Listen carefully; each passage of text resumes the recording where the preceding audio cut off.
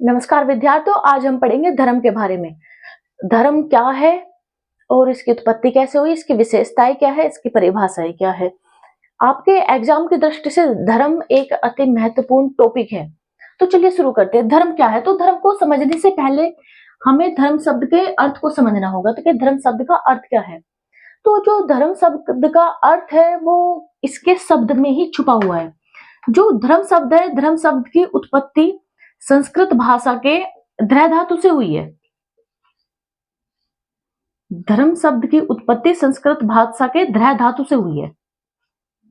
और जो संस्कृत भाषा का ध्रय धातु है उसका संस्कृत भाषा में अर्थ है धारण करना। धारण करना। वहीं रिलीजन जो शब्द है, रिलीजन शब्द का अर्थ क्या है? क्योंकि धर्म तो हिंदी शब्द है, तो हिंदी शब्द का जो धर्म शब्द है वो कहां से आया? अब रिलीजन जो शब्द है वो रिलीजन शब्द किस चीज का है? रिलीजन शब्द है अंग्रेजी भाषा का। तो अंग्रेजी भाषा में भी तो कहीं से ये शब्द आया होगा, जैसे हिंदी भाषा में धर्म जो है संस्कृत भाषा से आया, तो रिलीजन तो इससे बिल्कुल अलग हो गया। तो जो रिलीजन शब्द है, रिलीजन शब्द की उत्पत्ति लैटिन भाषा के शब्द से हुई है, जो लैटिन भाषा का शब्द है रेलिगेयर। रेलिगेयर। तो लैटिन जो रिलीजन शब्द की उत्पत्ति है वो लैटिन भाषा के रेलिगेयर शब्द से हुई है। और लैटिन भाषा में जो रेलिगेयर शब्द का अर्थ है वो है टू टाई या बांधना।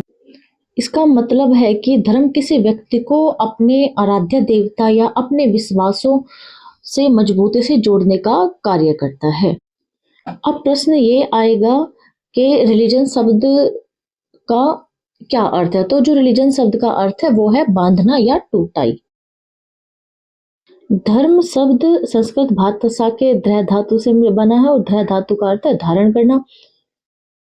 वहीं रिलीजन क्या है? लैटिन भाषा के रेलिगेयर से बना है और जिसका अर्थ है बांधना। अब हम बात करेंगे धर्म की परिभाषा की, या धर्म की जो परिभाषाएं है उनकी। तो जो धर्म की परिभाषा है, एक है धर्म आध्यात्मिक शक्ति में विश्वास पर आधारित है। धर्म आध्यात्मिक शक्ति में विश्वास पर आधारित है, ये कहा है आपके टाइलर स्पेंसर ने। टाइलर कहते हैं कि धर्म जो है आध्यात्मिक शक्ति में विश्वास पर आधारित है। वहीं होबल्स कहते हैं कि धर्म अलौकिक शक्ति में विश्वास पर आधारित है। इसके बाद राइटर है आपके इमाइल दुर्खीम। इमाइल दुर्खीम कहते हैं कि धर्म पवित्र वस्तुओं से संबंधित है या फिर धर्म एक सामाजिक तथ्य है। कौन कहता है? आपके इमाइल दुर्खीम। अगर आप इनकी बात करेंगे तो इन्हें आप एक तरीके से ऐसे भी लिख सकते हैं: अध्यात्म टाइलर, अलौकिक होबल्स, पवित्र दुर्खीम। वैसे तो परिभाषाएं बड़ी बड़ी है। धर्म आध्यात्मिक शक्ति में विश्वास पर आधारित है, किसने कहा है? टाइलर स्पेंसर ने। धर्म अलौकिक शक्ति में विश्वास पर आधारित है, किसने कहा? होबल्स ने। धर्म पवित्र वस्तुओं से संबंधित है, किसने कहा? दुर्खीम ने। धर्म एक सामाजिक तथ्य है, किसने कहा है? इमाइल दुर्खीम ने। इसे हम शॉर्ट फॉर्म में ऐसे याद करेंगे: टाइलर अध्यात्म, होबल्स अलौकिक, दुर्खीम सामाजिक तथ्य या पवित्र वस्तु। अर्थात धर्म आध्यात्मिक शक्ति में विश्वास पर आधारित है, किसने कहा है? टाइलर ने। धर्म अलौकिक शक्ति में विश्वास पर आधारित है, होबल्स। धर्म सामाजिक तथ्य है या धर्म पवित्र वस्तुओं से संबंधित है जो इन्हें एक नैतिक समुदाय में एकत्रित करती है, दुर्खीम ने कहा है। तो आपको लंबी चौड़ी परिभाषा याद करने की आवश्यकता नहीं है, बस आप करोगे टाइलर बात करता है अध्यात्म की, होबल्स बात करता है अलौकिकता की और दुर्खीम बात करता है सामाजिक तथ्य या पवित्र वस्तुओं की। तो धर्म की जो है ये विशेषताएं हैं।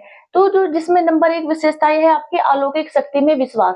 तो धर्म जो है अलौकिक शक्ति में विश्वास पर आधारित होता है। जैसे अगर आंधी आ रही है, तूफान आ रहे हैं या कुछ भी प्राकृतिक ट्रेजेडी हो रही है या नेचुरल डिजास्टर हो रहा है, तो उन सब चीजों को हम भगवान से रिलेटेड मान लेते हैं या किसी एक ऐसी अलौकिक शक्ति से रिलेटेड मान लेते हैं कि वो ही इन सब चीजों को संचालित करता है। तो धर्म की एक विशेषता क्या है? अलौकिक शक्ति में विश्वास। जो दूसरी विशेषता है धर्म की वो है आपकी पवित्रता। धर्म में पवित्रता का अंश पाया जाता है और जो पवित्र है वो ही धर्म है। अपवित्र चीजों को हम धर्म से जोड़कर नहीं देखते। अपवित्र चीजें क्या होती है? सांसारिक होती है। जैसे ये क्या हो गया? ये अपवित्र हो गया क्योंकि ये सांसारिक है, इसका इस्तेमाल हम अपने उपयोग के लिए करते हैं।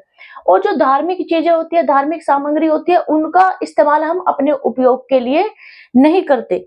तो पवित्र वस्तुएं जो होती है अनुपयोगी होती है और धर्म में पवित्रता पाई जाती है। जो पवित्र है वो ही धर्म है। आपकी तीसरी विशेषता है धर्म की प्रार्थना या पूजा। कोई सा भी धर्म हो, हर धर्म में की विशेषता है प्रार्थना या पूजा। पूजा का रूप अलग हो सकता है, किसी के तरीके अलग हो सकते हैं पूजा के, कोई किसी की प्रार्थनाओं का तरीका अलग होता है, कोई मंत्र में प्रार्थना करता है, कोई आपका नजम में प्रार्थना करता है। तो प्रार्थना का रूप अलग अलग हो सकता है, लेकिन धर्म की जो एक विशेषता है, प्रार्थना और पूजा धर्म में पाई जाती है। वो तभी धर्म है अगर उसमें प्रार्थना है या पूजा जैसी कोई चीज है। मान लिया मुस्लिम धर्म में हम कह रहे हैं मुस्लिम धर्म में पूजा नहीं है, क्यों नहीं है? पूजा का तरीका चेंज है। अब वो नमाज पढ़ते हैं, वो नमाज भी उनका वर्शिप का एक मेथड है, लेकिन है तो पूजा, है तो प्रार्थना। अगर नमाज पढ़ रहे हैं तो प्रे, तो प्रार्थना या पूजा धर्म में पाई जाती है। धर्म की विशेषता है प्रार्थना या पूजा। फिर आपका नंबर 4, संवेगात्मक भावनाएं। धर्म में संवेगात्मक भावनाएं पाई जाती है। कभी कभी भय के कारण इंसान धर्म से जुड़ता है, तो कभी कभी श्रद्धा के कारण इंसान धर्म से जुड़ता है। तो धर्म में क्या है, संवेगात्मक भावनाएं पाई जाती है, और भावनाओं से ओतप्रोत होकर ही व्यक्ति धर्म को समझता है, धर्म को मानता है, और अगर नकार रहा है तो भी भावनाओं से वशीभूत होकर ही धर्म को नकारता है। आपकी 5वीं विशेषता है धार्मिक सामग्री। तो धर्म में धार्मिक सामग्री पाई जाती है। धर्म की एक व्यवस्था होती है, उस व्यवस्था के अनुसार कुछ न कुछ धार्मिक सामग्रियां होती है जो धर्म को रिप्रेजेंट करती है। धार्मिक सामग्रियों में हम आपकी बाइबिल, गीता, कुरान, इन चीजों को भी ले सकते हैं, मूर्ति को भी ले सकते हैं। आगे आपकी जो विशेषताएं हैं, निषेध। तो धर्म में निषेध पाया जाता है। हर एक धर्म में कुछ निषेधात्मक नियम होते हैं, वो नियम हमें पालन करने होते ही होते हैं। जैसे हिंदू धर्म में, मुस्लिम धर्म में क्या है, मूर्ति पूजा पाप है, तो अगर कोई मूर्ति पूजा करता है तो मुस्लिम धर्म में उसका निषेध है। ऐसे हिंदू धर्म में बहुत सारी चीजों का निषेध है। तो धर्म क्या है, धर्म की एक विशेषता निषेध, और इन निषेधों का पालन व्यक्तियों को करना ही होता है। उसके बाद आता है आपका प्रतीक। तो धर्म की जो एक विशेषताएं है वो प्रतीक है। हर धर्म में कोई ना कोई प्रतीक होता है। जैसे हिंदू धर्म का प्रतीक क्या है, हिंदू धर्म का प्रतीक है ओम या स्वास्तिक। अगर आप किसी के भी घर के सामने ओम या स्वास्तिक का चिन्ह बना हुआ होता है, तो उस प्रतीक से आप अंदाजा लगा लेते हो कि ये जो घर है, ये जो मकान है, वो किसी हिंदू धर्म वाले व्यक्ति का है। और अगर वहां 786 या चांद तारों वाला सिंबल कुछ इस तरह का लगा हुआ होगा, तो आप आराम से पहचान कर लोगे कि ये जो घर है वो किसका है, वो मुस्लिम समुदाय का है। तो ऐसे हर धर्म में अपने अलग अलग प्रतीक होते हैं। क्रिश्चियन में आपका क्रोस भी धर्म है दुनिया में, उन सब में प्रतीक अनिवार्य रूप से पाए जाते हैं। ये एक सार्वभौमिक व्यवस्था है प्रतीक की, जिसे टोटम भी बोलते हैं। तो ये 7 विशेषताएं हैं जो आपके एग्जाम की दृष्टि से महत्वपूर्ण है। अलौकिक शक्ति में धर्म की विशेषता पहली, अलौकिक शक्ति में विश्वास, पवित्रता, प्रार्थना या पूजा, संवेगात्मक भावनाएं, धार्मिक सामग्री, निषेध और प्रतीक। अब हम पढ़ेंगे धर्म के कार्य या धर्म की उपयोगिता क्या है। तो जो धर्म है वो समाज में संगठन का आधार है, क्योंकि विभिन्न अवसरों पर, विभिन्न त्योहारों पर, अनुष्ठानों पर जो विभिन्न समुदाय के लोग हैं वो धर्म के नाम पर इकट्ठा होते हैं और एक संगठन का निर्माण करते हैं। तो जो धर्म है वो संगठन का आधार है। दूसरा, जो धर्म है वो सामाजिक नियंत्रण का आधार है। उतने हम कानूनी रूप से नियंत्रित नहीं होते जितने हम धर्म के नाम पर नियंत्रित होते हैं। अब हमारा धर्म क्या कहता है कि अगर आप कोई बुरा कार्य करोगे तो आपको उस बुरे कार्य के लिए ईश्वर सजा देगा। तो अगर हमें कोई नहीं भी देख रहा है तो हमें क्या है, एक ईश्वर का डर है, धर्म का डर है कि नहीं, मैं धर्म से विमुख नहीं हो सकता, मैं ये बुराई का कार्य या कोई भी गलत कार्य नहीं करूंगा। तो धर्म हम पर नियंत्रण स्थापित करता है, और वो जो नियंत्रण होता है वो समाज के लिए अत्यंत उपयोगी होता है, समाज को सुचारू रूप से चलाने के लिए। उतने हम कानूनी रूप से नियमों को नहीं मानते जितने हम धार्मिक आधार पर नियमों का पालन करते हैं। क्योंकि जो एक उपयोगिता है वो भावात्मक सुरक्षा की है। जब हम एक तरीके से तनाव में आते हैं या हमारे साथ कुछ इस तरह की चीज हो जाती है, हमें कुछ समझ नहीं आता या हमें आगे का रास्ता समझ नहीं आता है, तो हम वहां क्या करते हैं, वहां हम धर्म में खो जाते हैं कि ईश्वर सब ठीक करेगा, ईश्वर है सब ठीक करेगा। आज हमारा जो समय है वो बुरा चल रहा है, कल हमारा समय अच्छा भी आएगा। तो कहीं ना कहीं इमोशनली जो धर्म है वो हमें स्ट्रोंग करता है, और ये साइंस भी है। यहाँ बहुत बड़े बड़े अध्ययन हो चुके हैं। हमें जितना स्ट्रोंग मेंटली धर्म करता है उतना कोई और चीज नहीं करती, क्योंकि हर चीज में आप लॉजिक नहीं लगा सकते। और जब आपके साथ कुछ इस तरह की चीजें होती है, आप के साथ कुछ गलत हो जाए या कुछ भी आपकी लाइफ में ऊंच नीच हो जाए, तो क्या है, हम लॉजिक नहीं लगा पाते। तो वहां क्या है, वहां धर्म हमें संभालता है, हमें मानसिक और भावात्मक रूप से मजबूत करता है। तो धर्म का जो एक कार्य है वो क्या है, ये हमें भावात्मक सुरक्षा प्रदान करता है। फिर है धर्म सामाजिक एकता में सहायक है। धर्म सामाजिक एकता में क्यों सहायक है? क्योंकि जो विभिन्न अवसर होते हैं, पूजा पाठ होती है, जैसे कीर्तन हो गए, आपका जागरण हो गया, उनमें क्या हो गया, एक धर्म के लोग इकट्ठा होते हैं। नहीं तो अगर मान लिया धर्म नहीं है तो कोई त्योहार नहीं होगा, क्योंकि त्योहार का कहीं ना कहीं रिलेशन हमारे धर्म से है। ठीक है, चाहे कोई सा भी धर्म हो, किसी ना किसी तौर पर कोई ना कोई सामूहिक आयोजन उसमें होना अनिवार्य। और जब सामूहिक आयोजन होता है तो वहां व्यक्ति इकट्ठा होते हैं, एक विचारधारा बनाते हैं। अगर कहीं जागरण हो रहा है तो वहां जरूरी नहीं कि एक जाति के लोग ही आएंगे, वहां हर धर्म का इंसान जाके बैठ सकता है और भजन को सुन सकता है। तो धर्म सीधा सीधा सामाजिक एकता में सहायक है। फिर बात करते हैं मनोरंजन प्रदान करना। अब जो धर्म है, धर्म मनोरंजन प्रदान भी करता है। हमारे जितने भी त्योहार है, उन त्योहारों में हम जो हमारी दैनिक दिनचर्या है, उस दिनचर्या से अलग कुछ कार्य करते हैं। मान लिया अगर करवा चौथ आ गई तो महिलाएं वही डेली का काम करती हैं। कई बार तो ऐसा होता है, कुछ महिलाएं इतनी व्यस्त होती है जीवन में कि वो अपने आप के लिए, श्रृंगार के लिए या अपने आप के लिए टाइम नहीं दे पाती, समय नहीं दे पाती। लेकिन अब हमारे धर्म में नया ट्रेंड आ गया करवा चौथ का। धर्म से ही तो आया ना, बिना धर्म के तो करवा चौथ भी नहीं आ सकता ना। तो वो जो महिलाएं हैं वो उस दिन पर्टिकुलर, उस दिन के लिए कई दिनों से तैयारी करने लगेगी। तो जो एक दिनचर्या उनकी चल रही थी, उस दिनचर्या से हटके उन्होंने कुछ काम किया और वो एंटरटेन होती है इस चीज से। ठीक है, और फिर यही है आपका नहान है।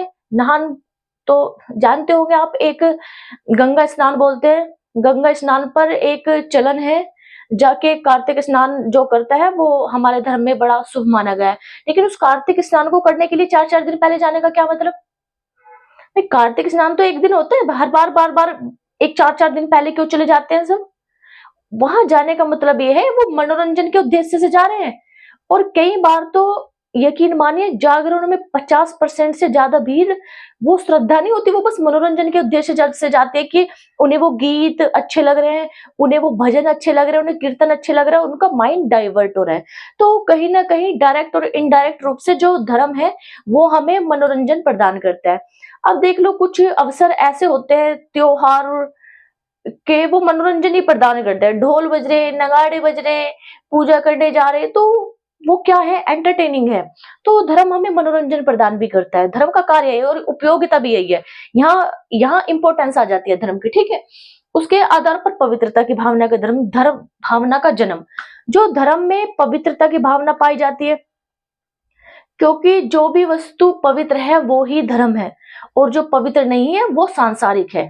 ठीक है, मान लिया ये है मार्कर है, तो ये क्या है, ये सांसारिक है। यही अगर मैं इस मार्कर की पूजा करने लगूं तो ये क्या हो जाएगा, ये पवित्र हो जाएगा, फिर अनुपयोगी हो जाएगा।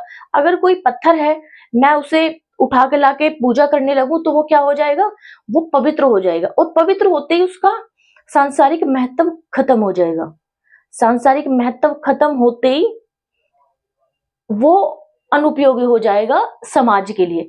तो जो पवित्र वस्तुएं हैं वो समाज के लिए अनुपयोगी होती है और बहुत सम्मान से युक्त होती है। अनुपयोगी इसलिए होती है क्योंकि वो जो शिवलिंग रखा हुआ है उससे अब मैं कोई भी कार्य नहीं कर सकती, कील नहीं ठोक सकती उससे, अब मैं सिल का बट्टा नहीं बना सकती, उसे अब मैं किसी के मार नहीं सकती, क्योंकि वहां पवित्रता आ गई।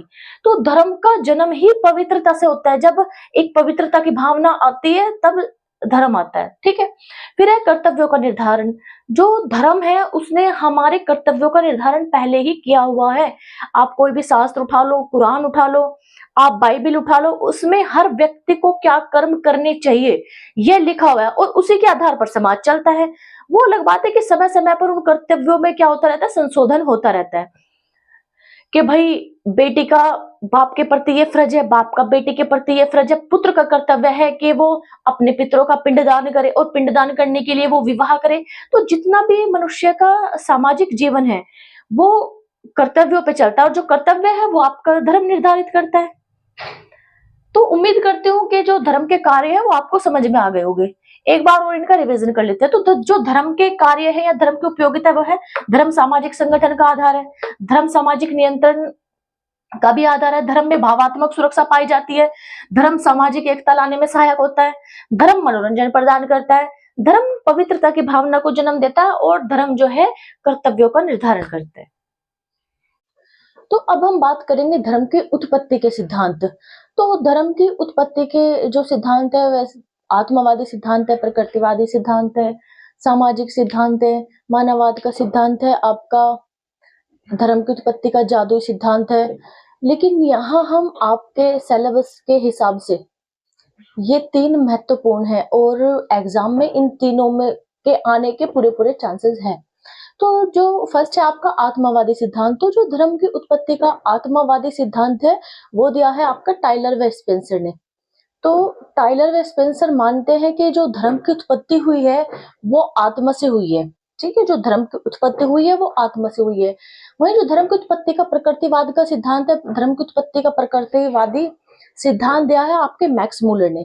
और जो धर्म की उत्पत्ति का सामाजिक सिद्धांत या जिसे कई बार टोटमवाद का सिद्धांत भी बोला जाता है, वो सिद्धांत आपका दिया है फ्रांसीसी समाजशास्त्री इमाइल दुर्खीम ने। तो इमाइल दुर्खीम क्या कहते हैं कि जो धर्म की उत्पत्ति हुई है वो समाज से हुई है और समाज ही ईश्वर है। अब इसे हम विस्तार से समझ लेते हैं। तो धर्म का जो आत्मवादी सिद्धांत है जिसे टाइलर ने दिया है वो कहता है कि जो धर्म की उत्पत्ति हुई है आत्मा से हुई है, क्योंकि जो आदि मानव था उसमें ज्ञान की कमी का अभाव था। ज्ञान की कमी थी, अभाव क्या कहेगा, ज्ञान की कमी ही थी, क्योंकि वो तथ्यों पर जोर नहीं देता था, वो अपने मन से बातें बना लेता था। अगर उसने देखा कि जो एक व्यक्ति है, जीवित व्यक्ति और एक मृत व्यक्ति, क्योंकि उसने अपने सामने दोनों को साथ देखा कि जो मृत व्यक्ति है वो देखने में तो बिल्कुल जीवित व्यक्ति की तरह है, लेकिन कुछ तो उसमें से ऐसा गया है, ना तो वो अपना हाथ पे हाथ चला रहा है, ना वो अपने पैर चला रहा है, वो सामान्य व्यक्ति जैसा व्यवहार नहीं कर रहा है, क्योंकि वो मर चुका है। वो मर चुका है तो ऐसी उसमें से क्या चीज गायब हुई है, ऐसे उसके अंदर क्या किस चीज का अभाव हुआ है कि जो जीवित व्यक्ति है वो सारी क्रियाएं कर रहा है और जो मृत व्यक्ति है वो कोई भी क्रियाएं नहीं कर पाता। तो उसने एक अनुमान लगाया कि इस व्यक्ति के अंदर से आत्मा चली गई। तो उसने अपने एक बोल सकते हैं एक कल्पना की कि इस व्यक्ति के अंदर आत्मा थी, हम सब व्यक्तियों के अंदर आत्मा है, और अगर वो आत्मा निकल जाती है तो हम क्या बन गए, उस आत्मा के निकलते ही हम मृत हो गए। तो यहां से आत्मा का कंसेप्ट आया कि भाई अगर आत्मा है तो ही इंसान है, आत्मा के निकलते ही ये शरीर क्या है, ये शरीर मिट्टी का है, इस शरीर में कुछ नहीं बचा है। तो इसी क्रम में जो टाइलर स्पेंसर है इन्होंने आत्मा को 2 भागों में बांटा, स्वतंत्र आत्मा और शरीर आत्मा। अब स्वतंत्र आत्मा और शरीर आत्मा होते क्या है, तो जो स्वतंत्र आत्मा होती है, स्वतंत्र आत्मा वो आत्मा होती है जब हम सो रहे होते हैं और सपने में हम कहीं भी चले जाते हैं। मान लिया अगर मैं सो रही हूँ तो मैं अपने सपने में मिनटों में अमेरिका चली जाती हूँ, मैं अपने सपने में तैरने लगती हूँ, मुझसे तैरा, मैं बहुत अच्छी तैराक हूँ सपने में, ठीक है, सपने में मैं हेलीकॉप्टर उड़ा लेती हूँ। तो इस आत्मा को बोलते हैं स्वतंत्र आत्मा।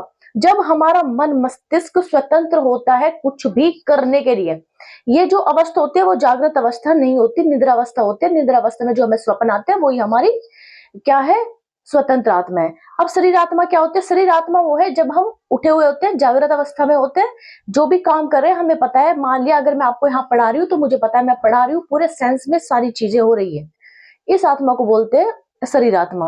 तो यहाँ तक आपको समझ में आ गई कि जो धर्म की उत्पत्ति है वो आत्मा से हुई है, और आत्मवादी सिद्धांत किसने दिया है, टाइलर ने दिया है। आपको बस इतना समझना है, आपके एग्जाम में इतना ही क्वेश्चन आएगा, ज्यादा डीप बिल्कुल नहीं आएगा कि धर्म की उत्पत्ति का आत्मवादी सिद्धांत किसने दिया। धर्म की उत्पत्ति का आत्मवादी सिद्धांत टाइलर स्पेंसर ने दिया।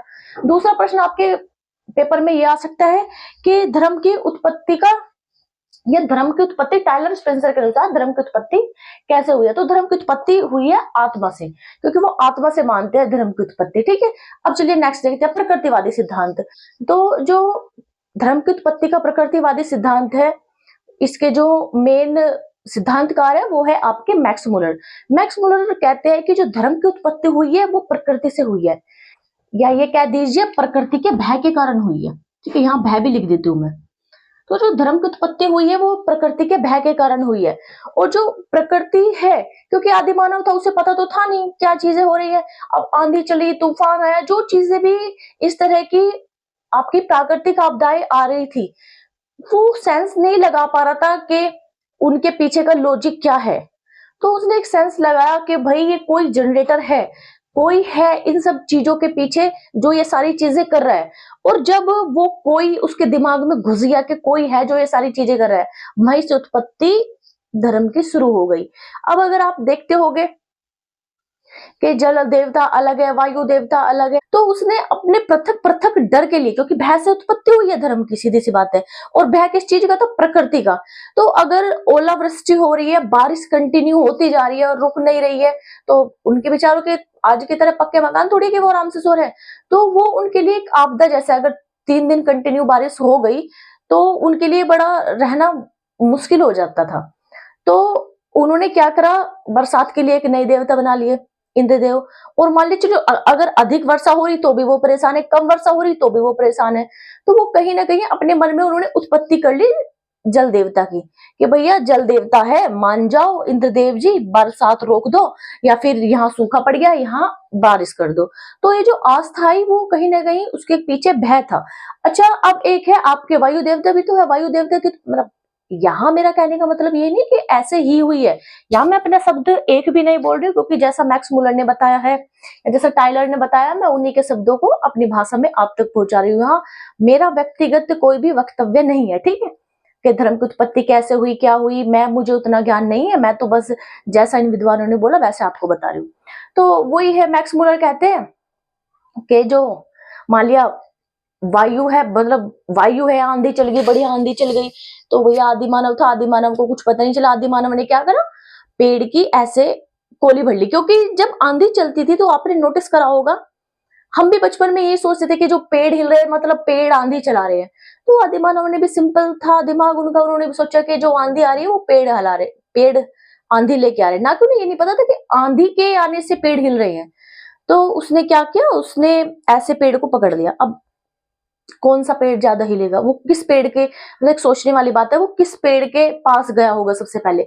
मान लिया सारे पेड़, तो जो सबसे भयावह लगता है, आंधी में कभी बरगद को हिलते हुए देखो, आप पीपल को हिलते हुए देखो, बड़ा नजारा बड़ा डरावना लगेगा। तो उसने ऐसे पीपल की वहीं कि भैया रुक जाओ, ये तूफान ला रहे हो आप, इसे बंद कर दो। वहां थोड़ा सा प्रे करना शुरू किया। अच्छा, आपने नोटिस करा होगा जो आंधी आती है वो 5-10 मिनट में मतलब शांत हो जाती है। तो तब तक वो चीजें समझ पाया, उसने प्रे करनी शुरू करी, इतने में वो आंधी बंद हो गई। तो वो आदि मानव क्या सोचेगा, भोला सा दिमाग उसका, कि भैया मैंने प्रे करी और ये पेड़ जो देव हैं ये मान गए। तो वहां से संभवतः पीपल की पूजा होनी शुरू हो गई, पीपल, बरगद, तुलसी। तो ऐसे ही उन्होंने पृथक पृथक चीजों के लिए पृथक पृथक देवी देवताओं का प्रतिनिधित्व कर दिया, और यहीं से धर्म की उत्पत्ति है, ऐसा आपका मैक्स मुलर मानते हैं। ठीक है, आपका जो क्वेश्चन आएगा एग्जाम में वो ये आएगा कि धर्म की उत्पत्ति का प्रकृतिवाद का सिद्धांत किसने दिया? मैक्स मुलर ने।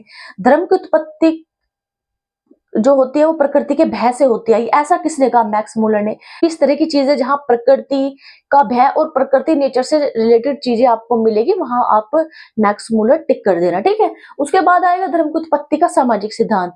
तो जो धर्म की उत्पत्ति का सामाजिक सिद्धांत है, या जिसे टोटमवाद का सिद्धांत बोलते हैं, यह दिया है आपका इमाइल दुर्खिम ने। इमाइल दुर्खिम जो थे वो थे आपके फ्रांस के। तो इमाइल दुर्खिम इन दोनों राइटर्स को नकार देते हैं कि ये दोनों गलत है, इन्हें कुछ पता तो है नहीं, बस सिद्धांत का निर्माण कर दिया। एक बोल रहा कि धर्म की उत्पत्ति आत्मा से हुई है, एक बोल रहा धर्म की उत्पत्ति प्रकृति से हुई है। तो इसे हम एक लिमिट तक मान सकते हैं। इसने क्या दिया, एक आत्मा पे जोर दिया, बस धर्म की उत्पत्ति आत्मा से हुई है। और मैक्स मुलर ने क्या कहा, धर्म की उत्पत्ति प्रकृति से हुई है, ऐसा नहीं है। इमाइल दुर्खिम इनके प्रत्युत्तर में बोलते हैं कि जो धर्म की उत्पत्ति हुई है, जो धर्म की उत्पत्ति हुई है वो समाज से हुई है, और समाज ईश्वर है। अभी अपनी बात को सिद्ध करने के लिए इनको कैसे गलत ठहराएंगे, ये देखने वाली बात है। तो कहता है जो आत्मावादी सिद्धांत है धर्म की उत्पत्ति का, कि आत्मा परमात्मा का मिलन, जो आत्मा है वो अजर है, हमारे आत्मा चलती रहती है, शरीर बदलता रहता है, ये धारणा कहां से आई? ये धारणा क्या आत्मा ने बनाई? ये धारणा क्या भगवान ने बनाई? नहीं, ये जो धारणा है ये मनुष्य ने खुद बनाई। और मनुष्य कौन है? सामाजिक प्राणी। क्योंकि अगर वो मान लिया एक मनुष्य तक ही सीमित रहती तो वो सामाजिक तथ्य बनती ही नहीं। वो सामाजिक तथ्य जब बनी जब इन चीजों को कई व्यक्तियों ने स्वीकार करा, और कई व्यक्ति मिलकर क्या निर्माण करते हैं? समूह का। और समूह क्या है? समाज है। तो समाज में जो बात फैली वो समाज से ही फैली, समाज के लोगों से फैली कि जो धर्म की उत्पत्ति हुई है वो आत्मा से हुई है। फिर प्रकृतिवादी सिद्धांत, भाई प्रकृति से कौन डरा? व्यक्ति डरा ना प्रकृति से, मनुष्य डरा ना। और मनुष्य क्या है? सामाजिक प्राणी है। साथ ही ये कहते हैं कि जो धर्म है इमाइल दुर्कheim, जो धर्म है वो संपूर्ण रूप से एक सामाजिक तथ्य है, यानी कि सोशल फैक्ट है जो समाज ने बनाया है धर्म को। ठीक है। इसके साथ साथ ये कहते हैं कि धर्म क्या है? धर्म पवित्र वस्तुओं से संबंधित है। ये भी इमाइल दुर्कheim कहते हैं। धर्म किससे संबंधित है?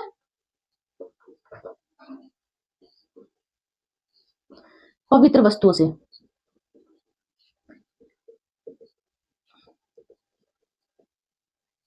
तो अगर बात आती है सामाजिक सिद्धांत, धर्म का सामाजिक सिद्धांत किसने दिया? इमाइल दुर्कheim ने दिया। धर्म की उत्पत्ति किससे मानते हैं? समाज से मानते हैं, टोटम से मानते हैं, पवित्र वस्तु से मानते हैं। धर्म को क्या मानते हैं? एक सामाजिक तथ्य। क्वेश्चन ये भी आ सकता है धर्म की उत्पत्ति समाज से हुई है, किसने कहा? इमाइल दुर्कheim ने।